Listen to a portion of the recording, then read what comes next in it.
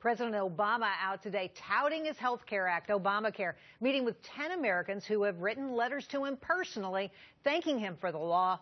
All this as House Republicans just voted on repealing Obamacare. With more on this, Manhattan Institute scholar Avik Roy. Great to have you back. Good to see you.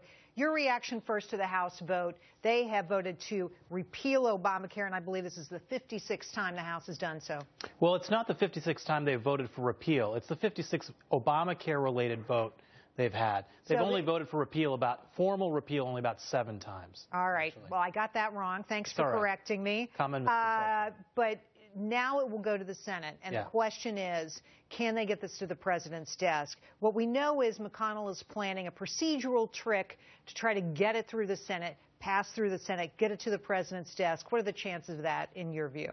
So we'll see what happens in terms of the procedural tricks in the Senate. Conventionally, to get something through the Senate, you need 60 votes, and the Republicans only control 54. So the Democrats can filibuster a repeal vote unless Republicans use some of these procedural tricks to get it through.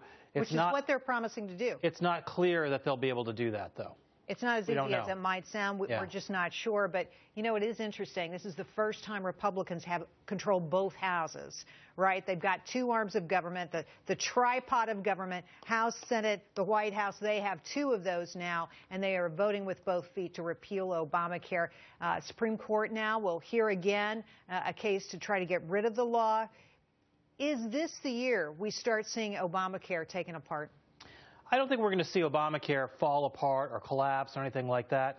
But if the Supreme Court rules, as I think they should, that the law does not authorize federal subsidies to flow through the federally erected exchange, that doesn't actually change one word of Obamacare. What the Supreme Court will be saying is that Obamacare, as written, doesn't allow for those subsidies to flow. So what they're basically saying is the Obama administration has been acting in violation of Obamacare. That they screwed up the way they wrote it. So not one comma, not one period, not one word of Obamacare will change if the Supreme Court sides with the challengers in that case. Except money can't flow where they want it, right? That's true. So there will be some disruption in the subsidies for people who are in those states.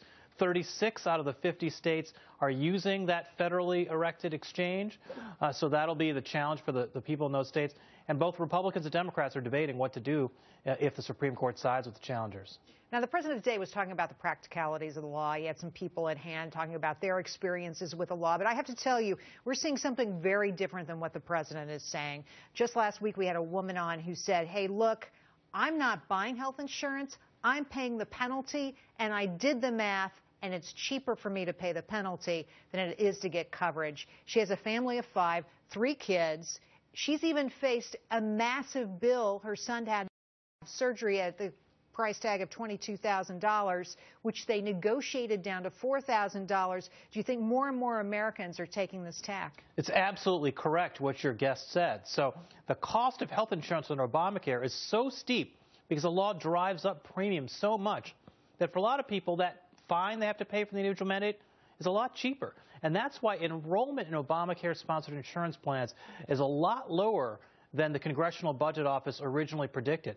The Congressional Budget Office predicted that by this time, we'd have 15, 16 million people in those exchanges. It's going to be more like 7 to 9. Wrong. And, you know, interestingly, the IRS is saying that more people are going to be audited as a result of Obamacare. So thank you very much. Not only am I facing a fine, but I'm also going to get audited, too. Are you kidding? Well, you know, there are all these people who also have problems because maybe their income was at one level in one month and another level another month. So their subsidies under Obamacare change.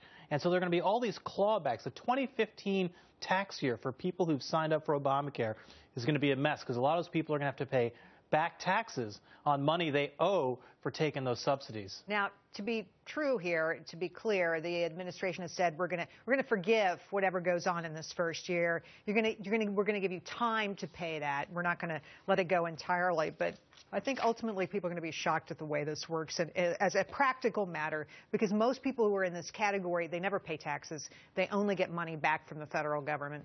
Think of what that means. That means hundreds of billions of dollars potentially over a long period of time in inappropriately distributed subsidies.